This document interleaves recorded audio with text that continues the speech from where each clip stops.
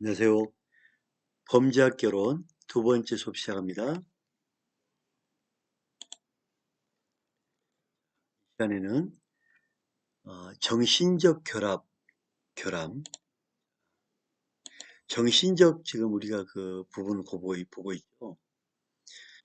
정신적인 결함에 대한 이론을 볼게요. 어떤 범죄 심리학적 범죄 원인 중에 정신에 대한 것. 자, 정신에 대한 것 좀 보기에 앞서서 이 지능과 범죄의 관계성, 지능은 범죄에 어떤 영향을 미치는지, 그 다음에 후가 주장했던 반사회적인 인성과 범죄, 슈나이더의 정신병과 범죄, 이거를 좀 살펴보는 그런 시간 가질게요. 지능적 결함. 자, 이 지능과 범죄에는 어떤 관계가 있을까? 지능과 범죄. 자, 비넷이라는 학자는 비넷은 아동에 대한 지능을 측정했는데요. 1904년에 프랑스 교육부 장관의 요청에 따라 정신지체 아동 선별을 위한 도구로 아동 개개인에 대한 지적 상태를 측정하여 지적 교육 상태가 낮은 사람은 특수학교로 가야 되겠죠. 똑똑한 아이도 또 똑똑한 아이대로 누구를 특수교육 프로그램에 보내야 할지를 결정하기 위해 객관적인 진단 도구를 개발하였다. 과거에 여러분들 지금은 하는지 모르겠지만 초등학교나 중학교 때 보면 IQ 검사를 했죠. IQ.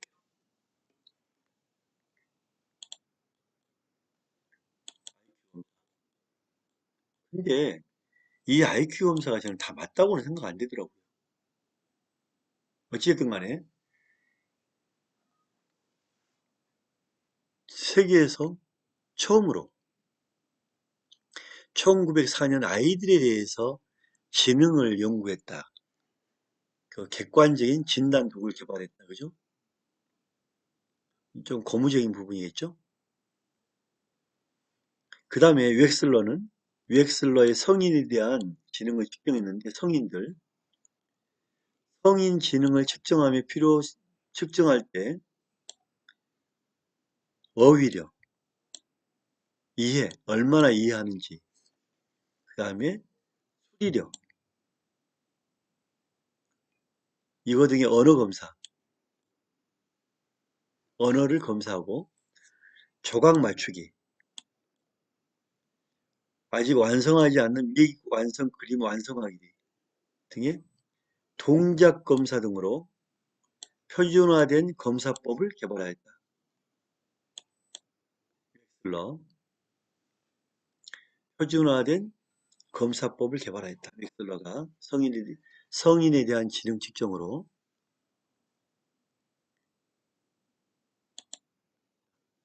로빈슨의 정신지체 분류인데요.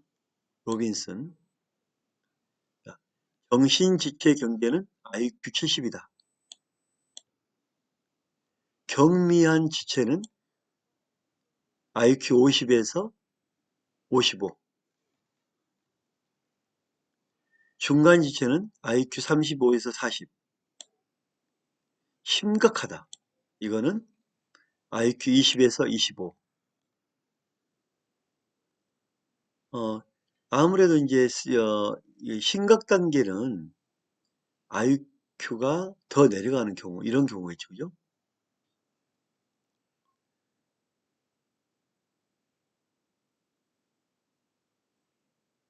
극심한 경우에는 더 이하가 되지 않을까 싶어요. 이하.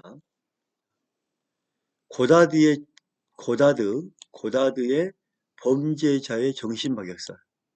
야, 고다드라는 학자는 우리가 꼭 기억해야 됩니다. 고다드.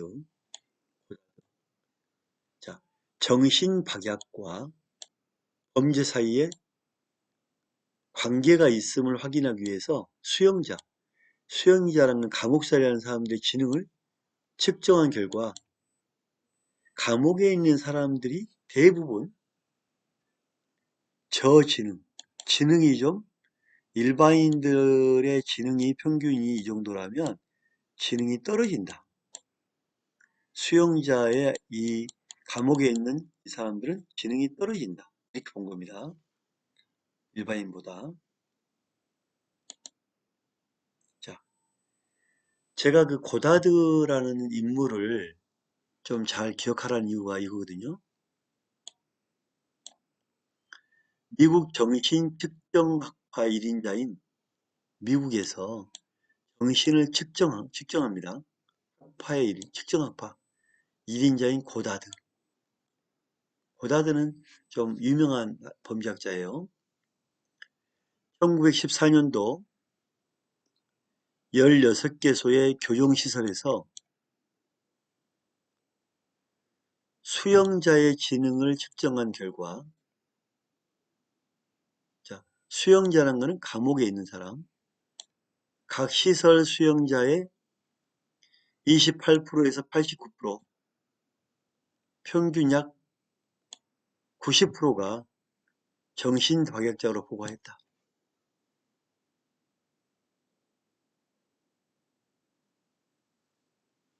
또한 모든 범죄자는 정신박약이고 잠재적 범죄자이다.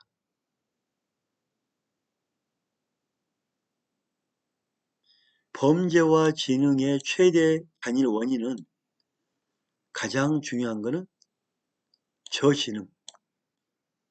지능이 낮은 사람은 범죄자다.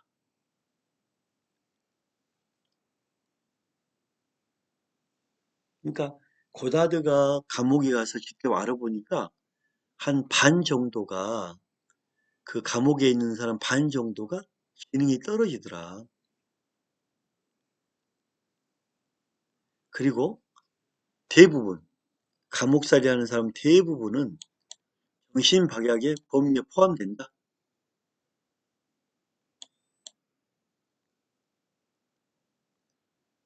이미 부인될 수 없다고 했다. 지능은 부모에서 부모 자녀로 유전되고, 자, 범죄 방지를 위해 단종. 무서운 일이죠. 자, 저는 좀 이렇게 고다드에게 미안한데,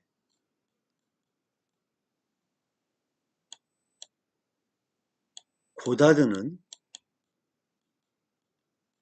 수용자의 그 범죄를 보고 범죄자에 대한 지능이 약한, 지능이 떨어지는 사람은 단종, 즉 동자를 끊어라.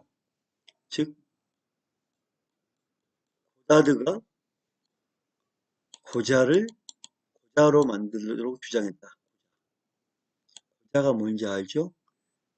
자식을 못 낳도록 만드는 거고. 이렇게라도 좀 기억하기 바랍니다. 미국 정신측정학파인 학자인 고다드는 저지능자의 대부분이 범죄 수용소에 가보니까 감옥살이 하는 사람의 대부분은 저지능하다. 이런 사람들은 계속 유전이 되기 때문에 유전이 되면서 범죄를 야기하기 때문에 고다드는 고자로 만들기 주장했다. 그죠? 고다드는 사람을 고자로 만들기 주장했다.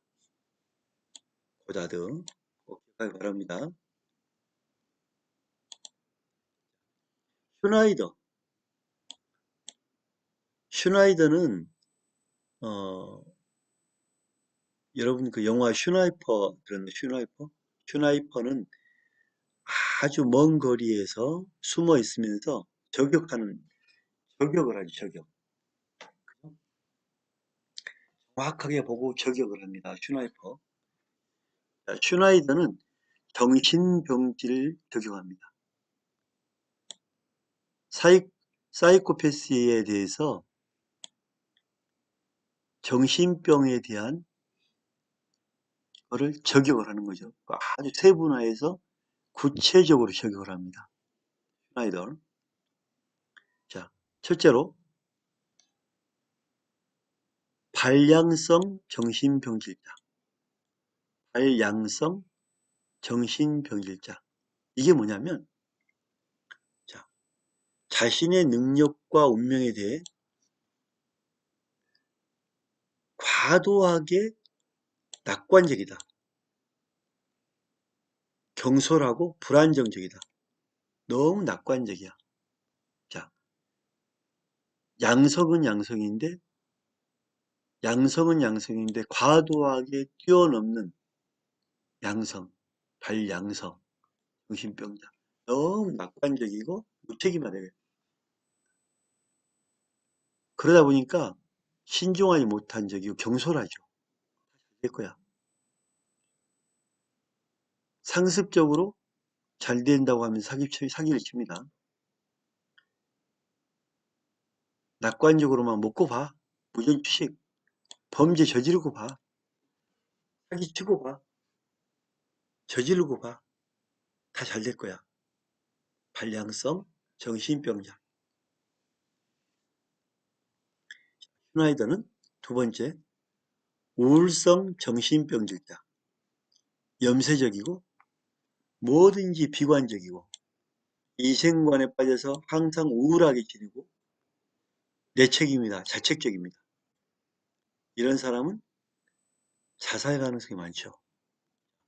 우울증 가지고 있는 사람이 우울증 대부분 뭐 한다?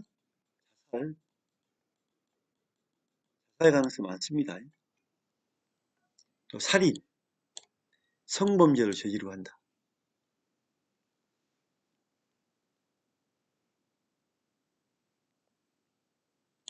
세 번째, 의지가 박약한 정신병자, 병질자. 지능이 아주 낮고 주위 상황과 주변 사람들 태도에 따라 의지가 약하기 때문에 우왕좌왕한다.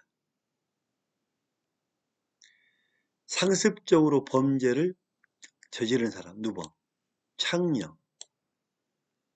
의지가 약하기 때문에 알코올에 의지하거나 마약을 합니다. 의지가 약할 때. 알코올이나 마약을 해. 의지가 약하기 때문에. 자, 네 번째, 무정성. 자, 정성이 없어. 무감각, 무정성. 무정성, 정신병자. 타인에 대한 동정심, 연민의 감정, 불쌍하고 부끄럽고 명예심. 우리 함께 살아가는 사람들이야. 양심의 가책이 없어. 무서운 사람들이죠. 함부로 행동합니다. 함부로. 사이코패스, 도덕적 배치, 도덕적 박약, 정신병자, 병질자, XYY. XYY는 남성이 많기 때문에 폭력적이죠. 무정성, 정신병질자입니다. 그 다음에 폭발성 정신병자, 정신병질자. 병적으로 흥분한 사람.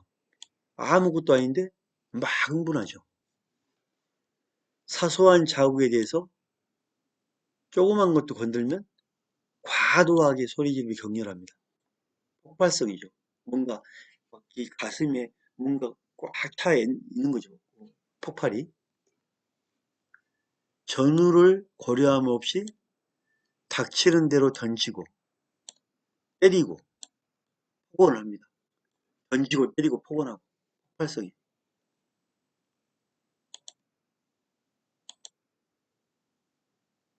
그 다음에 기분이 바뀌어요. 기분이 이변성. 기분이 이변성 정신병자. 기분이 바뀌어. 기분의 동요가 심하여 예측할 수가 없다. 방랑, 폭음, 방화, 상해범이 많죠. 방랑기질이 막 방랑기질. 술을 막 먹고 방랑기질. 기분에 따라 방랑. 방화도 하고 상해도 하고 기분의 동요가 심합니다.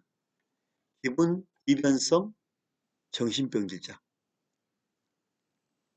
자, 자기를 나타내는 거, 자기 현시욕, 자기를 막 드러내는 현시욕성 정신병자.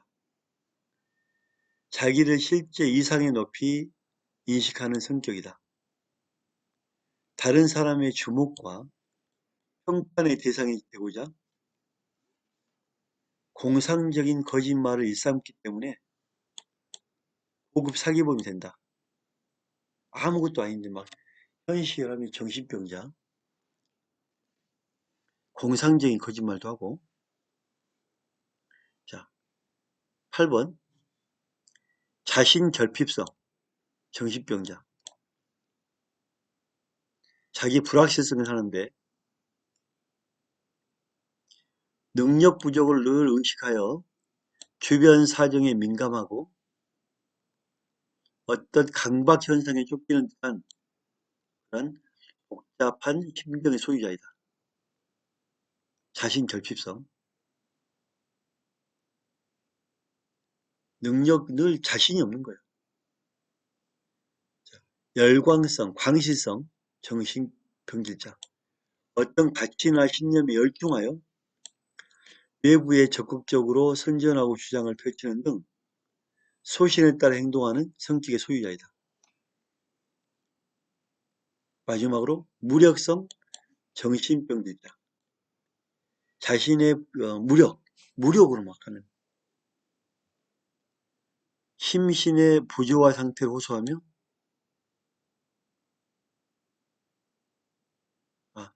무력이란 거는 아무런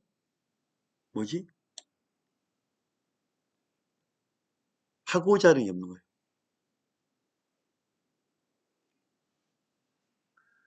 어떻게 보면 무력, 어떤 그 비전이나 어떤 그런 것보다는 무력감. 나는 안 된다. 뭔가 다르다. 뭔가 마음이 따로 논다. 관심을 자기에게 돌리길 바라고 동정을 바라는 성격이고 신경질전이다. 자, 이렇게 해서 슈나이더의 10가지 정신병질자 봤고요. 고다드의 단종을 주장 고자로 만들자. 수용소의 대부분은 지능이 떨어진 사람이다. 저지능. 이게 유전이 되기 때문에 단종에서 고자로 만들자. 두 가지를 봤습니다. 두 번째 수업 여기서 마치겠습니다. 감사합니다.